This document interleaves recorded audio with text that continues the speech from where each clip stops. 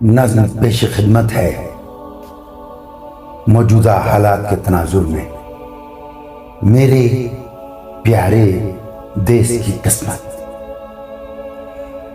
میرے پیارے دیس کی قسمت بدقسمت ہے، میرے پیارے دیس کی قسمت بدقسمت ہے، میرے پیارے دیس کی حالت بد حالت ہے، بالکل ایسے جیسے بستر مرگ پہ کوئی باپ پڑا ہو، اپنی باقی آخری سانسیں جو گنتا ہو، اور کچھ بد کردار اولادیں اور کچھ ناہنجار اولادیں فتنہ پھوٹ میں الجھی ہوں، بس